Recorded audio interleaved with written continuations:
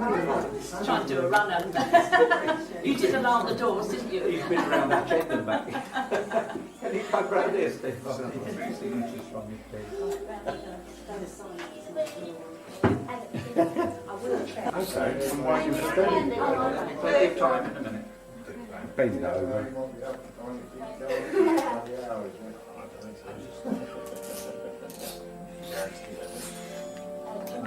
Sorry.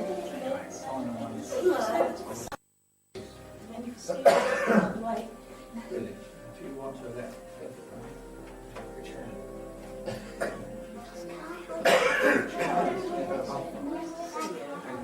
Steve?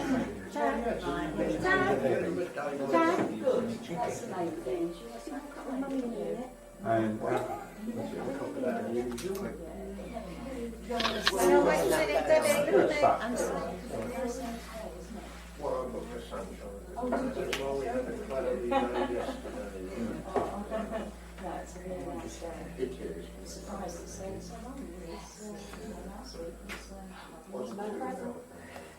and the last one. Oh, thank you. That's brilliant. That's the last time you saw Debbie, Steve, could we have Hayley one side and Luke? Can we wait until I've got the register? Yeah, Oh, sorry. That's all right. I need the two signatures, the two witnesses now. Oh yeah, I've had that bit.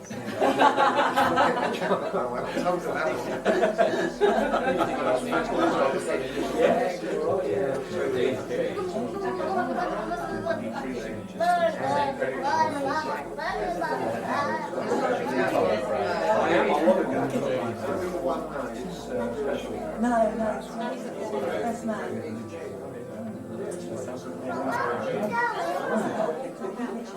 Deb's. Right, fine, thank you.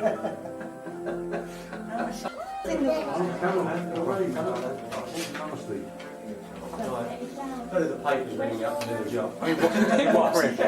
Leave one for you. Just on still. Ready?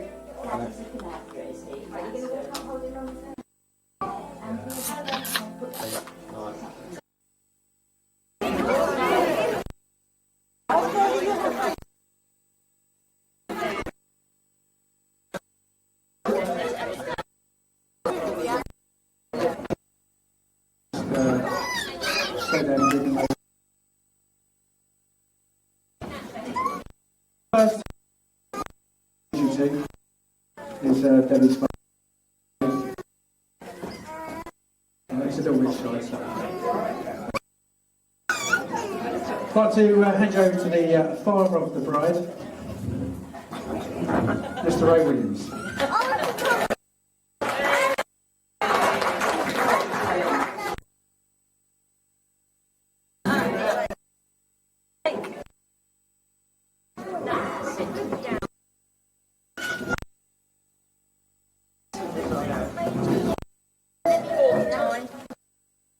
Many people make this something brief.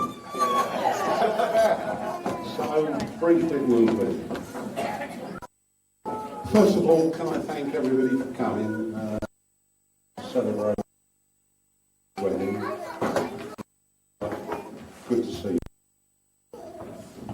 I think that Debbie's going to be embarrassed now. I think she looked absolutely fabulous this afternoon. Emily. Well, you don't usually look fabulous.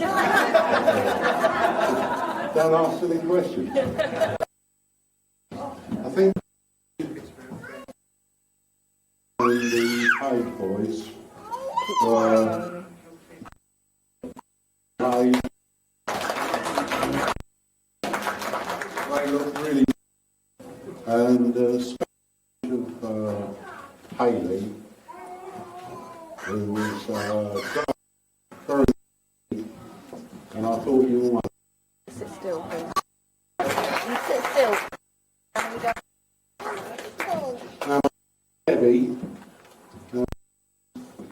not quite sure what to say.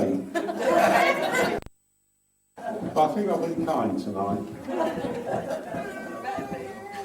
over the years, Debbie's had one of which I think most. But overall, through them well, and overall she's unchanged. To me, she's still a cat. All she does to me is give me lip. I've got to say she has been mother.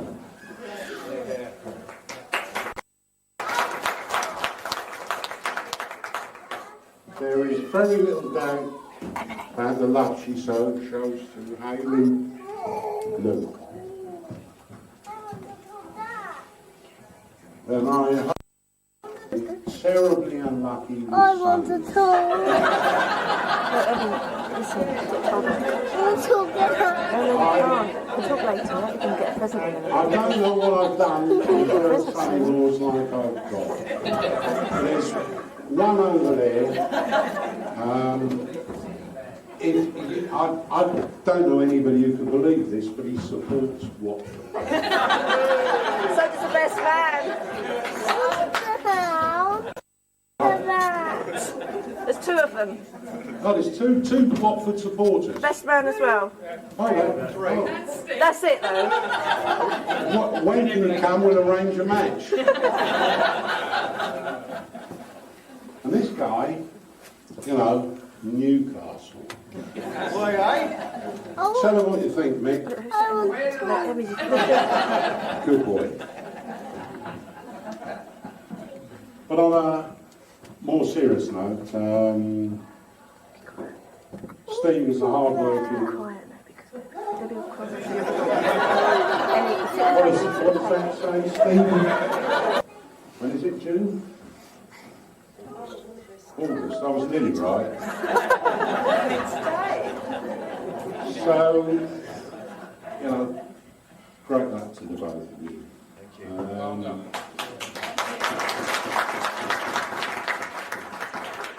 Auntie Irish is pregnant. No, not you, me. Not you. Not you.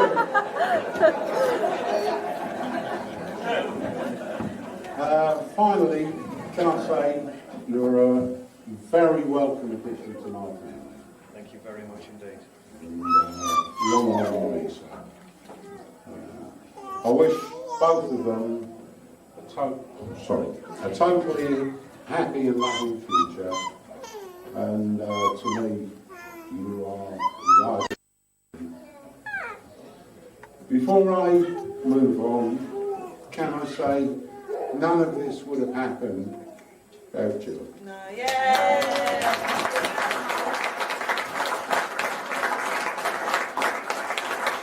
The organising that she has done is totally unbelievable. You know, she's been terrific. So, to finish up, can we have a toast, the bride and the groom?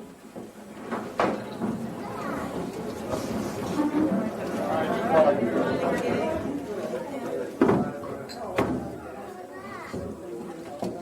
So, I will pass you on to this half-wit who's a Newcastle supporter.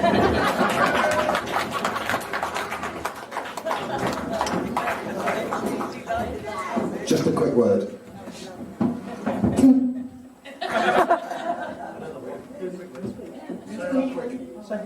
Hello. Hold it.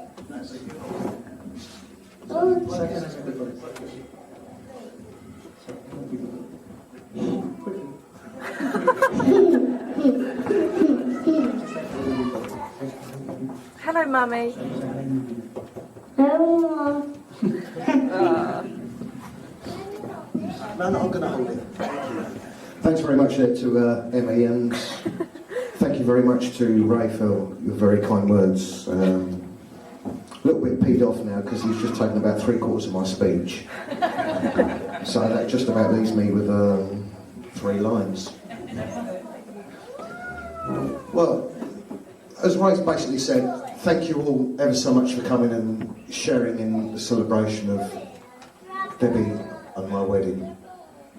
We've had a great day so far, and the night's going to be long and drunken and whatever else we decide to do. So, thank you very, very much for coming. I'd also like to reiterate what Ray said. A real special thanks to Jill. Jill has put in hours, and this is no word of a lie because I can speak on this firsthand. She has probably put in at least 1 month of solid work, organising tables, decorations, the caterer, the drinks, the food, the whole lot. And without Jill's help, and a little bit from Ray when he hasn't been playing bowls, none of this would have happened. So, a real... Well, I didn't want to mention that. I mean, neither can Tottenham play football, but who cares, eh? Had to be said, didn't it, eh? But no, seriously, I mean, I've got to thank Ray and Jill for bringing up my wonderful daughter, and I count myself very lucky to have married into such a real loving family who have taken me on board and accepted me as, for all the good points and some of the bad points that I've got, but we won't mention those. Oh, go on. No, I don't think we need to mention those, do we, Deb? Oh, sorry, did you pass with it? Oh, that doesn't change, does it? No, listen, I mean, there's lots of thanks. I mean, I want to thank my auntie Gwyneth from travelling up from Somerset, my sister travelling down from Northampton. I want to thank Auntie. You ready for that dance later? You're looking well, you're ready for it, aren't you? A little bit of, yeah? Listen, all of you have travelled, whether it be near or far, I want to thank you all very much for coming. I'm going to just change on a little tack here. There's somebody else in the hall here who doesn't know I'm going to say this. I want to thank Brian. Oh, no, Brian. Yeah, Mr. Docker. No, okay. I haven't got the best job in the world, but I haven't got the worst job in the world. That's not what you said the other day. No, listen. A few years ago, I was in a bit of a bad state, and I needed to kick up the arse, and I needed a new job and everything. That opportunity. It's not, like I say, it's not the world, but without him, I wouldn't be standing here today. He put me back on my feet, and as much as it's a pain in the arse to work with, and a miserable old gig in the mornings, but no, I would just want to say, Brian, thank you, all right? I mean that, I really do, thank you. He wants to do his name, And is all right after the next 2 weeks off, yeah? Okay. Jack, do you want to go and try that to Mummy and Daddy? Okay, do you want to help you down? Oh, hang on, Emmy. Oh, you all right, son? All right, go and find Mummy. Oh, dear. Right, I know whose that is. Right, I know whose that is. Next one we've got Amy. Amy again on my right. Especially for you. Can I go sit with Mummy and Daddy? You okay? All right, that's okay. Here you go. It's a big present, isn't it? Right, who have we got next? Hang on a sec. Oh, where's Emmy? Wow. Oh, it's a present there for Emmy. Give Emmy a round of applause. Now, the funny thing is, my two have just turned around. Emmy, come and play with this one. Well, listen, I'm not sure if I've got the best job or the worst job of the evening. It's hard to tell. My speech is only actually meant to last 1 hour and 45 minutes. But if I go over 2 hours, please do let me know. Now, to clear up any misunderstanding, I've got to get this out of the way. I'm not sure who knows me here, but I'm actually a steward at Percy Atlantic. So my first job has to be to point out these exits. Here's an absolute mess. So, okay. All the jobs left, but I can just do it. Well, first of all, I'd like to thank our caterers for such a fabulous. Darling. And for those of you who do know me well, I, Deb Steve, I do actually quite like my food. I don't show off for the first 2 weeks, but I do really like my food. Was it? Oh, sorry, I knew it was not. Second, I'd like to thank both families for their help and support in organising this special day. Steve has already thanked the bridesmaids and postboys, but I'd like to thank Deb and Steve on the bridesmaids and postboys' behalf. Not actually really show it, but they are very, very grateful for the present. I'd especially like to thank Debbie's mum Jill for all her splendid efforts. I was with her today and she's been working very hard, as Steve said, for the last couple of months. But also for her medical advice, because until a couple of days ago I was very sore throat and very sore mouth, and her medical advice has got me through this difficult moment. Finally, I'd like to thank you all, their family and friends, for making this day a special by your attendance. Some of you have travelled quite a journey. As you know, ladies and gentlemen, all weddings are an excuse for a celebration, which is, of course, the main reason I'm here. The second reason why I'm here is because I didn't actually have to pay to get in, which has been unusual for me last few years. It was a pleasant surprise when Steve and Debbie asked me to be their best man. This, of course, was a great honour, and I was only too glad to take it. Sit down a minute. One of the main duties of the best man is to organise the stag night, which, of course, is a tradition that has been held in the highest esteem for over 4 centuries. The trouble in trying to organise such an event as important as a stag night is when you have known the bride longer than you have the groom. Now, I would call it an understatement to say Debbie was a bit worried about where I'd take Steve. After all, Debbie does know the inside out, in a British sort of way, of course. And she also knows most of my old vices anyway. But knowing Debbie as well as I do, she did negotiate hard on the places we could and could not go for our stag night. This is a list of the places she gave me that we could actually go. It's not actually very long, but, and she was kind enough to place this places Trevor can take Steve on his stag night. The first on this was the British Museum reading room. This one threw me a bit actually. It's the North Staffordshire Agricultural Peak Growing Society. Except Wednesdays, as their venue is shared by the Roehampton Ladies Topless Dance Team, under 21s. Grimsby Docks. Emmy. And finally, anywhere in Skipton. I don't know if anyone's here in Skipton, but I don't know Skipton particularly well. I don't think Deb does actually. I think that's why she lets go there.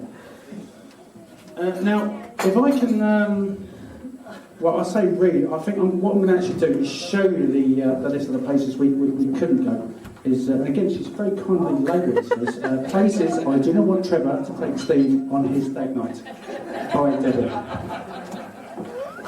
It actually looks quite long, but what she's actually done.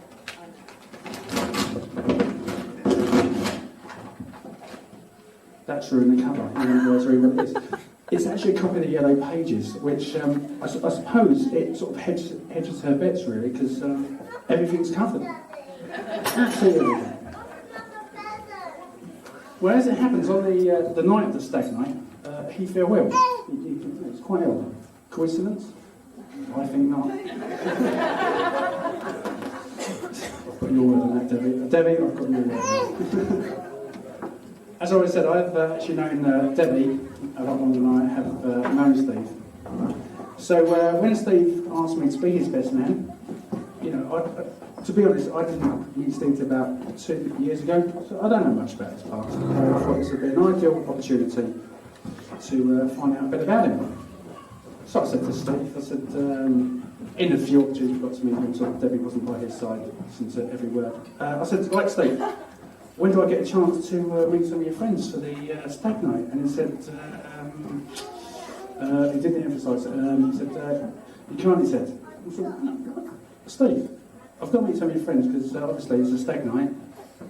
It's not actually, it's a best man speech actually. But they want to hear about your past and hear some funny stories about what you like as a child. And he said, well, to be honest, Steve, I don't actually like any of my friends. Which I thought was a bit harsh. So I said, oh, Steve, can I read some of your cards? And he said, you know, family, I have to find out something about you. And again, he does this, he said, you can't, they're busy. So he said, they're busy. So I said, Steve, what am I going to do? How am I going to find about you? So he said, Trev, I know what we'll do. We'll go down a pub and I will give you my life story. I will tell you the complete truth. So we went to a pub called the Roger's Rabbit. I don't know if any of you know the pub, Roger's Rabbit. Anyone ever been to the Roger's Rabbit? Well, we went there for a couple of drinks. And when I heard his story, I must admit I was truly amazed. I don't know how this young man has fitted so much into this brief life. Yeah. And to be honest, he was very modest about it. I mean, I don't know how many of you met Steve's family, this was mainly sort of gathered around here. And they all know this is the truth, and I'm sure they will testify this afterwards. So this is Steve's story as he tells it, and it is amazing. I must admit, I didn't know. Steve attended the rudimentary prep school at Rugby. Before then, he was immediately selected as head boy at Eton. And it was Eton that he excelled in several major subjects, including medieval history and international basket weaving. That was a secondary subject. By the age of 17, Steve was invited to become an undergraduate at King's College, Oxford. So did you know this? Where he read for his joint honours degree in psychology and vodka distilling. After obtaining his absolute first for the aforementioned subjects, it was here that, on his father's insistence, that he was entered into the military academy at Long Elms. And on achieving his commission, he was enlisted into the 585th Light Dockra Regiment, which I've never heard of, but Steve tells me it's the absolute truth. And it was here that he met such fine officers as Basher Bryan and Ripper Russell, and who, apparently, according to Steve, they've been kind enough to join us here today. So, gents, you're fine officers. I'd like to give a crowd a quick wave, because they know you're men of distinction.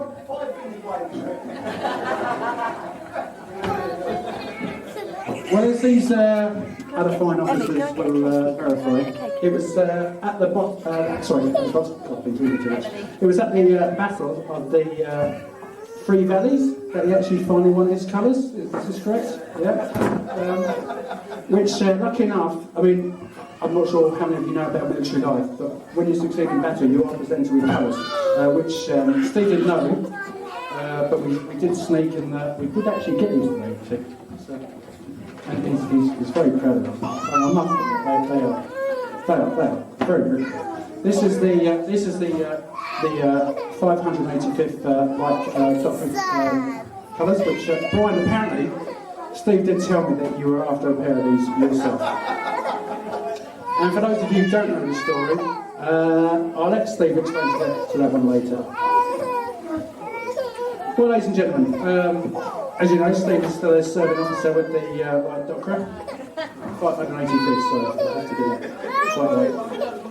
And this is where we find Steve today, with Debbie, who was once a fine young debutante herself. She started off doing missionary work in Scotland for a couple of years before she actually travelled back down to London. But Steve today officially becomes a stepfather with two very, very fine children, who are very pleased to call him Dad. But they couldn't be here today, so we have Haley and Luke to answer.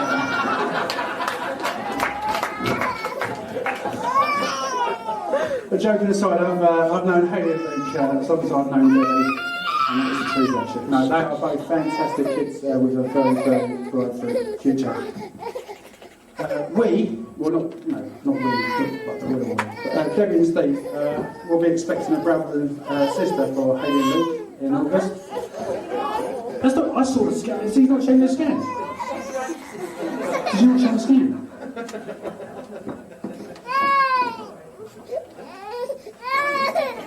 Yeah, brother and sister. Come back the volume. Which well. So not only do they become husband and wife today, they also become a complete family. Which just goes to show that all marriages are special. Second marriages doubly so, as they are a time for renewed hope. As you all know here, ladies and gentlemen, you do have to kiss a lot of frogs before you find your prince or princess. But what the French are always brought into these matters, I'll never ever know. My only advice to you, Steve, is Wait a minute. remember your wedding anniversary. And the best way to always remember No, put is it to down. forget at least one of them. But fine, ladies and gentlemen, my last job as best man is to read a few cards and telegrams.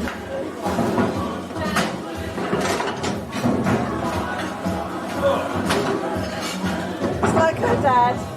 Trev. No, it's like... Oh, really?